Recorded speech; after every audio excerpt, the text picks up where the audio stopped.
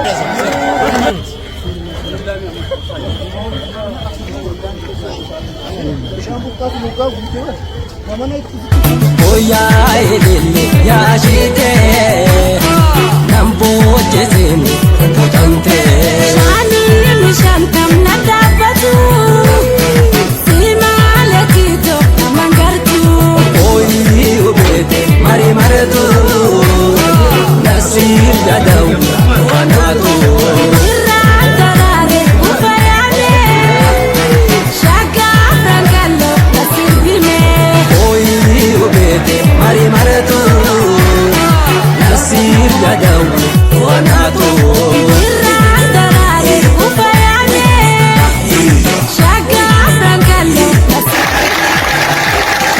guyyaa nagaa gufudhatee bara kan hojjetamaa ture eebbisnu guyyaa eebbaati. Eebbi kun kan adda godhu bara kana aanaa keenya keessatti piroojeektii gurguddaa 16 eebbisna akka aanaa keenyatti jechuudha.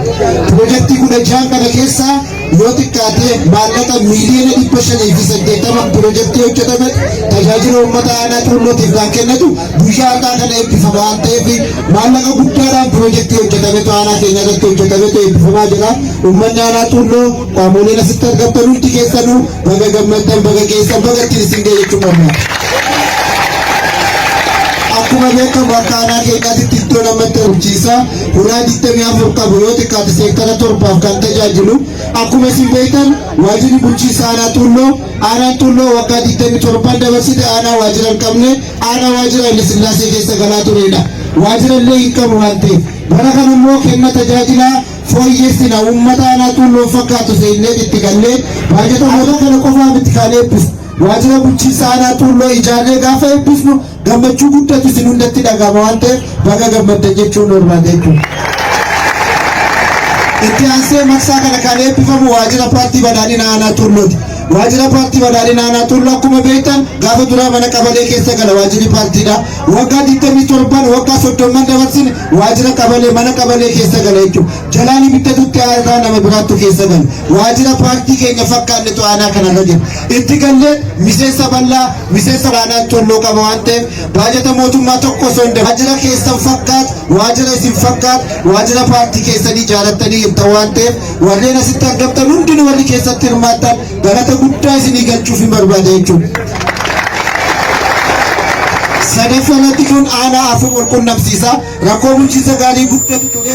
Dildilli sun bishaan guddatu hin deema. Bishaan kun immoo namni gaafa roobni roobe ganna haadhaa fi ilmoo walitti dhufuu waan hin dandeenyeef mootummaan paartii badhaadhinaatiin hoogganamu taa'ee rakkoo uummataa dhageeffate rakkoon bulchiinsa uummataa bulchiinsa gaarii amaaleessa jedhanii adda baasee dildira sadii mootummaan naannoo Oromiyaa nuu kenne hojjennee adda badhaasa eebbaaf geenyee jirra jechuudha. Tokko liigicha laga burqaati, lammaffaan liigicha laga dhamayeeti, sadaffaan liigicha laga biluuti. Sadeenuu eebbaaf ga'ee jira waan ta'eef maallaqa miliyoona 128 liigicha hojjetamutu aanaa keenya irratti hojjetamee eebbaaf ga'e waan ta'eef baga gammaddan jechuun barbaada deebi'uudhaan.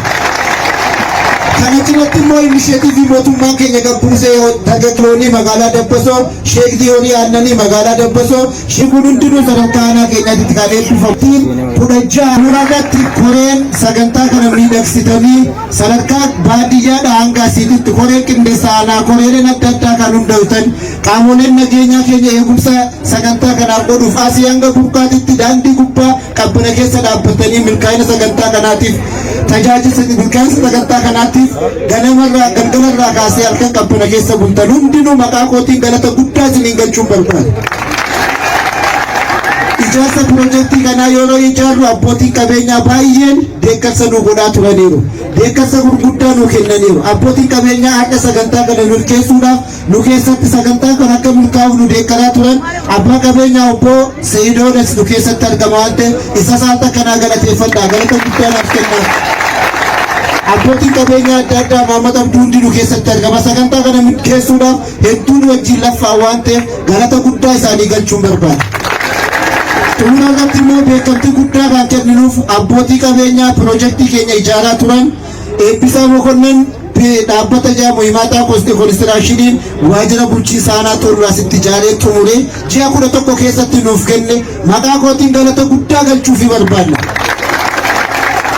Dhaabbanni waajjira paartii badhaadhinaa aanaa Tuulloo sheediiwwan gurguddaa magaalaa Dabbasootitti hojjetaman obbo Faasiliin kan durfamu hundi isaaniitu galata guddaa qabanii hedduutti laffaanii waajjira paartii ji'a 3tti ijaaranii xumuranii nuuf kennan waan ta'eef isaanillee baay'ee galatoomaa jechuun ni barbaada. Koreen piroojeektii aanaa keenyaa waajjirri koonistiraakshini godinaa koreen piroojeektii godinaa hirmaannaan piroojeektiin kun yeroo taa'ame keessatti akka xumuramuuf deeggarsa guddaa waan nuuf godhaniif jecha galata guddaa galchuufi barbaada. Itti aansuudhaan haasaan gabaabaa akka nu kennan kabajamoo obbo Tashoomaa Kabbadaa itti aanaa bulchaa godina Harargee Lixaa iddoo kanatti naaf affeera. Mootummaan naannoo Oromiyaa rakkoo bulchiinsa gaarii uummanni keenya waggaa baay'eedhaaf itti rakkachaa ture. Rakkoo bishaan dhugaatii, rakkoo daandii, rakkoo kennaa tajaajilaa uummata irraa hiikuudhaaf bajeta ramadee hojii bal'aa hojjechaa jira. Hojiiwwan bara kana hojjenne piroojeektiiwwan garaagaraa marsaa tokkoffaa akka godina Harargee Lixaatti bajeta mootummaatiin fi dhaabbilee siviilitiin piroojeektii 123 ta'an qarshii biliyoona 1 xumuramee tajaajilaaf akka oolu taasifamee jira. Akkasumas bakka qabeenyi guddaan hawaasa keessa jira waan ta'eef hawaasnis gama isaaniitiin hirmaatanii hojiiwwan piroojeektii garaagaraa kanneen akka bu'uura boruu, kanneen akka mana harka qalleeyyii, dhaabbilee fayyaa akkasumas piroojeektoota kanneen biroo ijaaruudhaan qarshii biliyoona 2tti siqu hirmaannaa uummataatiin piroojeektiin ijaaramanii tajaajilaaf akka oolan bara kana taasifamee jira. Akka waliigalatti bara kana akka godina Harargee Lixaatti marsaa tokkoffaadhaan piroojeektiiwwan 5,300 ol ta'an bajeta mootummaa dhaabbilee siviilii akkasumas hirmaannaa uummataatiin xumuramanii tajaajila uummataatiif akka kennan taasifamee jira. Kan bulchiinsi kanaan dura kan adda ta'e akkuma bulchaan bulchiinsa aanaa Tuulloo kaasan kanaan dura piroojeektiin waggaa 5 waggaa 4tti bakka roorroo uummanni itti himachaa ture akka ture hundi keenya iyyuu ni beeka. Amma garuu piroojeektoonni tokkoffaa qulqullina isaa eegamee xumuramee piroojeektii hawaasaaf tajaajila kenne qofa kan eebbifamu. Lammaffaan bajeta mootummaa otoo hin qisaasessin bajanni ramadame yeroo ramadameef keessatti xumuramee tajaajilaaf akka taasifamu kan godhamu. Sadaffaan bulchiinsa gaarii akka hin taaneef piroojeektiiwwan xumuraman yeroo taa'ameef keessatti xumuramanii tajaajilaaf akka oolan kan taasifamu. Marsaa kana aanaa xuullootti pirojektiiwwan garaagaraa bishaan dhugaatii riqaalee garaagaraa gamoowwan dabalatee waajjira paartii badhaadhinaa hirmaannaa miseensaa fi hawaasaatiin ijaarame akka fakkeenyaatti yoo ilaalle bajanni mootummaan naannoo Oromiyaa ramadeen pirojektiiwwan 150 ol ta'an xumuramanii tajaajilaaf akka oolan taa'amee jira. Milkaa'inni guddaan pirojektii kanaan argame kanaan dura rakkoowwan gurguddoon harkifannaa irra turan bulchiinsa kontiraataa irra turan mootummaan tarkaanfii addaa fudhachuudhaan akka sirraa'u taasifamee jira. Kana malees hawaasni keenya mootummaa cinaa jiraachuusaa kan ittiin ibsamu mana murtii aadaa sadarkaa isaa eeggate aanaa xuulloo keessatti ijaaranii xumuranii yeroo darbe eebbisnee tajaajilli akka jalqabu taasisnee jira. Kanaaf mootummaa fi uummanni yoo waliin qindaa'e waamicha mootummaan taasisu hawaasni kan fudhatu kan hojii jiru yoo ta'e akkuma aanaa xuulloo keessatti jijjiiramni ajaa'ibsiisaan argamaa jiru iddoo biraattis jijjiirama argamsiisuun akka danda'amu fakkeenya gaarii kaasuun ni danda'ama.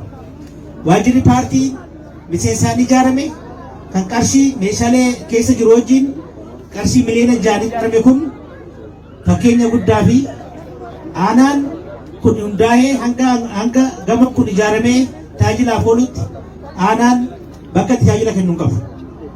Gamoon har'a ijaarame kun aanaan xuulloo hundaa'ee hanga bulchaan amma jiru kun dhufutti bakka hawaasni tajaajilatti argatu hin turre.